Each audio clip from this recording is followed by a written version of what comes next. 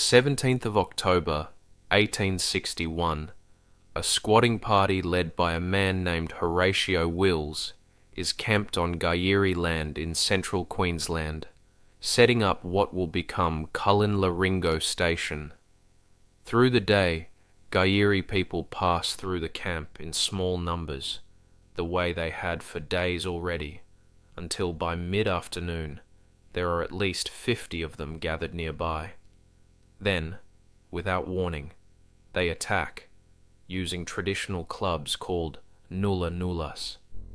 The 25 settlers in the camp fight back with pistols and whatever else is at hand, tent poles, anything within reach.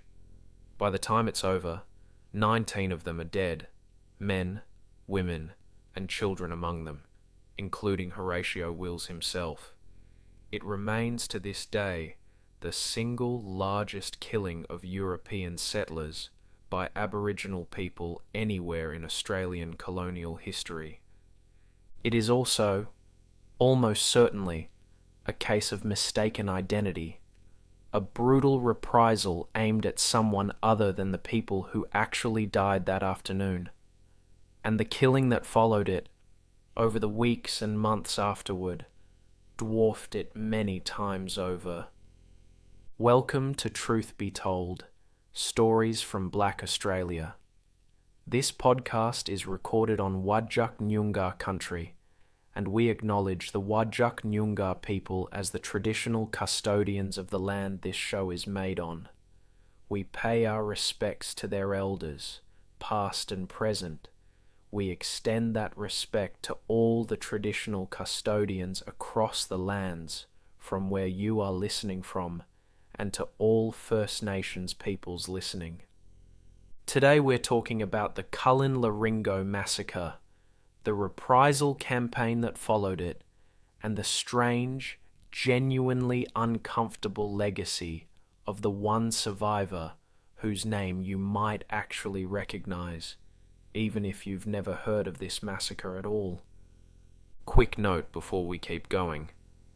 This episode discusses an attack that included the deaths of children, followed by an extended campaign of reprisal killings against Aboriginal people, including allegations of direct personal involvement by a well-known historical figure.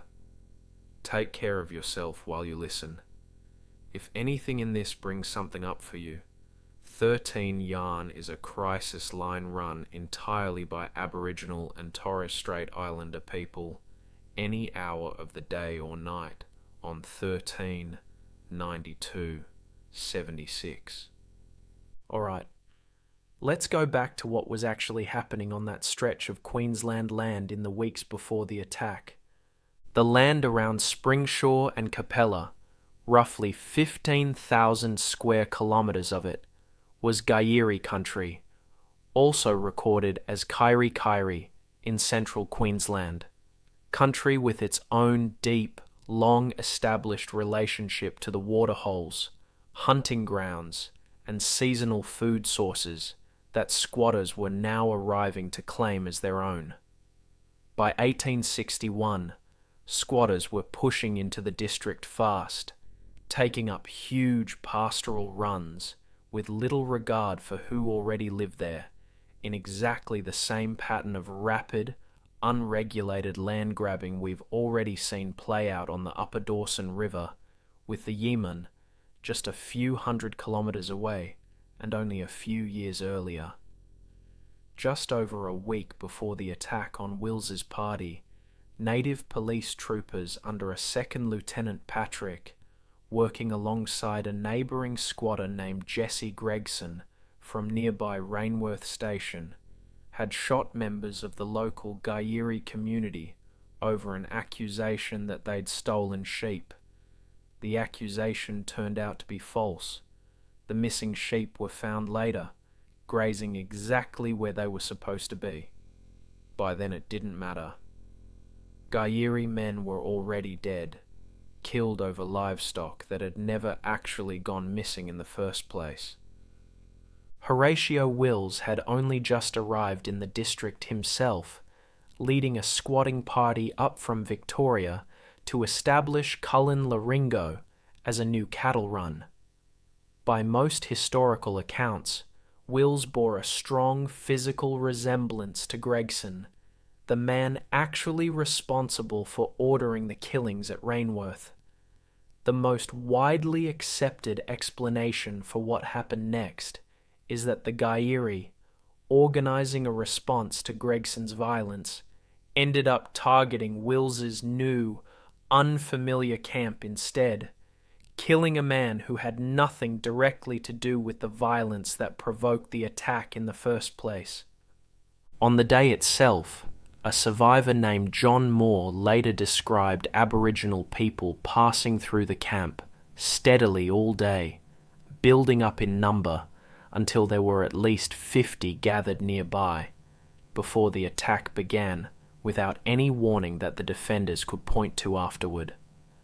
Among the dead were the station's overseer David Baker, his wife Catherine, and several of their children, including a young boy named Iden and an infant just 8 months old. A family named Mannion lost both parents and 3 young children, the oldest just 8 years old, the youngest a baby. George Elliott, another member of the party, was killed alongside them. Of the 25 people in the camp that day, 19 did not survive, cut down with traditional wooden clubs called nulla nullas at close range, despite the defenders' attempts to hold them off with pistols and whatever else was within reach. Horatio Wills's son, Thomas Wentworth Wills, wasn't in the camp when the attack happened. He'd been sent out earlier that day to muster horses and rode back afterward to find his father and most of the rest of the party dead. If that name sounds at all familiar to you, it should. Tom Wills went on to become one of the most significant figures in early Australian sporting history, a co-founder of Australian rules football, credited with helping draft the sport's first rules only a few years after Cullin-la-Ringo, and, by most accounts, the country's first genuine cricket superstar, captaining colonial teams and setting bowling records that stood for years. He's one of the most celebrated names in this country's early sporting history, commemorated in cricket grounds and football folklore alike.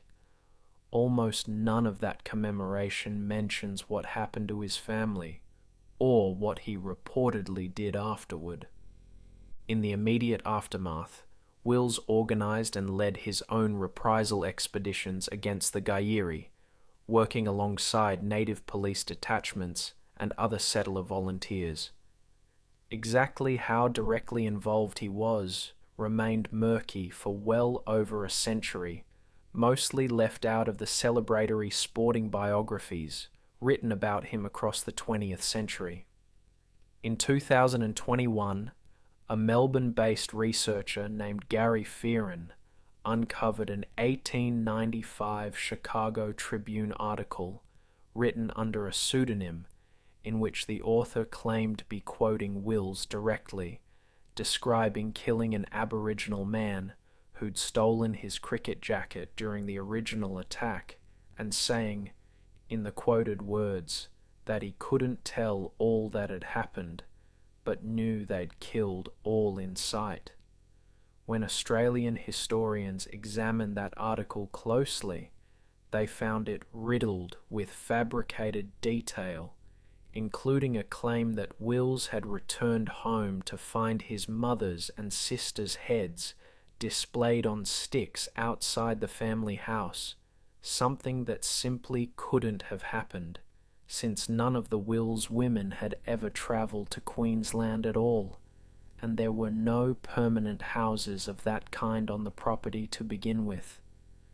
The Chicago Tribune account, in other words, isn't reliable as a direct transcript of anything Wills actually said and reads in places like a sensationalized colonial adventure story dressed up as a personal confession. What independent, contemporary newspaper reports and correspondence from 1861 itself do support, separately from that dubious later article, is that Wills did organise and personally take part in armed reprisal operations against the Gayiri in the weeks following his father's death, language that turns up in sources written at the time, long before any Chicago newspaper had reason to embellish the story for an overseas readership. Those reprisals, broadly, were just the beginning. The colonial Queensland government responded to Cullin-la-Ringo by deploying 7 separate native police detachments into the district, alongside private settler posses, an enormous concentration of armed force for a single incident, even by the standards of a frontier that had already seen plenty of disproportionate retaliation campaigns. One contemporary account describes police pursuing a group of Gayiri people across difficult, stony ground. The Aboriginal fighters deliberately chose to slow down mounted troopers, a tactical choice that speaks to exactly how well Gayiri fighters understood their own country and how to use it against an enemy with faster horses but far less local knowledge, before finally catching and storming a camp on foot in the early hours of the 27th of November, weeks after the original attack. Another report from the time described police shooting down 60 or 70 people in a single engagement before running out of ammunition, and simply leaving whoever remained for the next patrol to deal with. A logistical detail that says a great deal about how routine and unremarkable this scale of killing had become to the men carrying it out. Estimates of the total death toll from this entire campaign vary widely depending on the source. Some contemporary and later historical accounts put the figure as high as 300 to 370 Aboriginal people killed.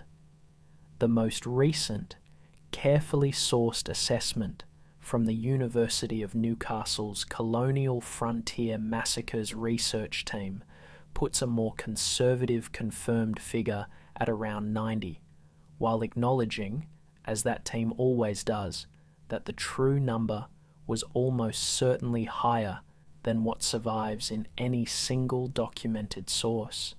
The same gap between official record and lived reality we've run into on this show again and again.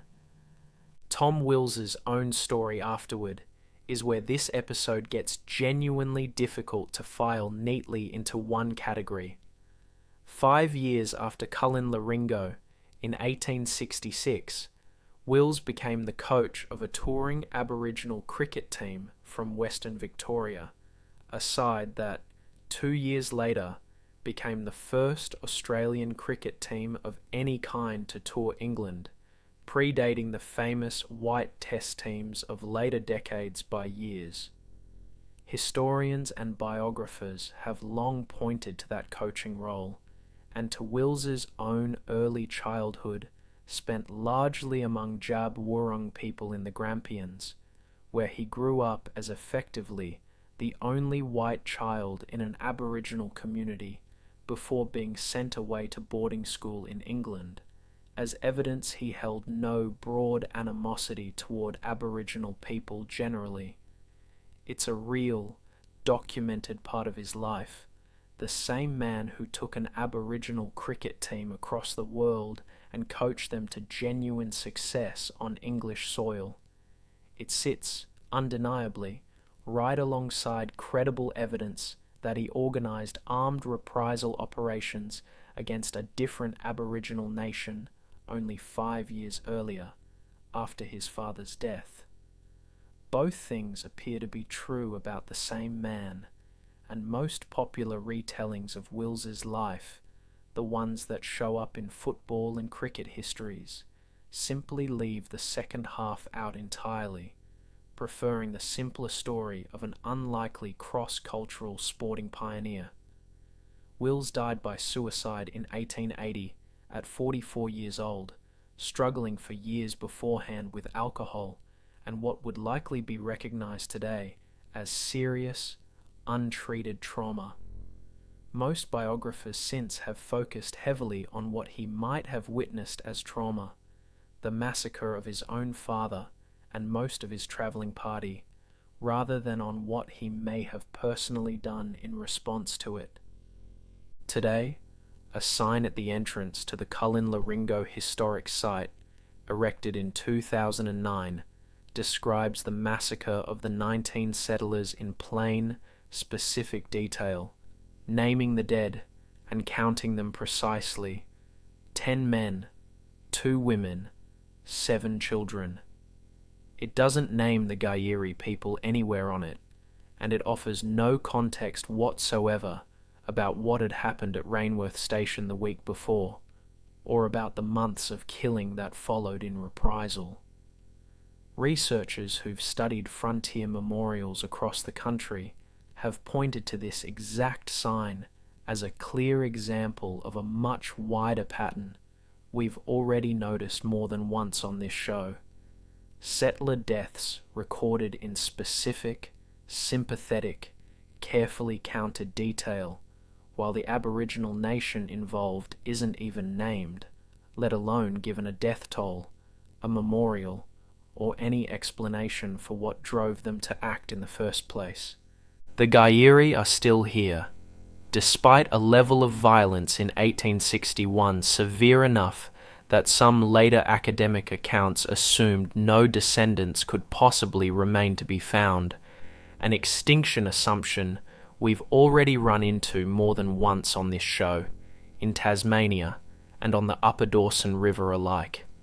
They're wrong about that. A Gayiri man named Yamba Conrad Ross, now based in Melbourne, has spent years working as an artist and educator specifically to keep his people's name and culture visible, after growing up hearing fragments of this exact history from his own mother rather than from any history class. Ross has said plainly that not many people know the Gayiri exist at all, which is exactly why he started making his art and doing his educational work in the first place, so that his own family's existence wouldn't simply depend on someone else eventually deciding to write it down. In the early 2000s, Ross travelled to the Cullin-la-Ringo site himself to see it firsthand, and described the experience as almost physically frightening, a sense, in his own words, that he might be next if he let people there know who he actually was, generations removed from the violence and still carrying some of its weight in his body when he stood on that ground. The first serious academic study of the massacre wasn't published until 1981 by historian Gordon Reed, 120 years after it happened, and it's taken Gayiri descendants like Ross, working largely on their own initiative and with very little institutional support, to make sure their side of this story doesn't disappear along with the unnamed dead from that reprisal campaign. So that's where we'll leave it for this one. 19 settlers killed in an attack that was very likely a case of mistaken identity, aimed at a different man entirely. A father and son separated that morning by nothing more than a routine job mustering horses, one of them dead by nightfall, the other destined to help invent one of this country's most popular sports. A reprisal campaign that may have killed anywhere from 90 to well over 300 Gayiri people, depending on whose count you trust, in a pursuit that lasted weeks and crossed difficult country on foot and on horseback. A sporting hero with a documented connection to Aboriginal cricket, who also, by credible historical account, took up arms against a different Aboriginal nation entirely, two facts most sporting histories have never quite managed to hold in the same paragraph, and a roadside sign, less than 20 years old, that still can't quite bring itself to write the word Gayiri. It's worth asking, honestly, why Tom Wills's name has survived in Australian popular memory at all, while the Gayiri people whose country his father's death set off a campaign of mass killing against have had to fight, generation after generation, just to be acknowledged as having existed. The answer probably has very little to do with which story is more historically significant, and a great deal to do with which one fit more comfortably into the kind of national story Australia wanted to tell about itself for the following 160 years. If something in this one is sitting with you, let it sit for a minute before you reach for the next distraction. That discomfort is doing something useful. Thanks for listening to Truth Be Told. This has been a Three Brothers production. I'll see you next time.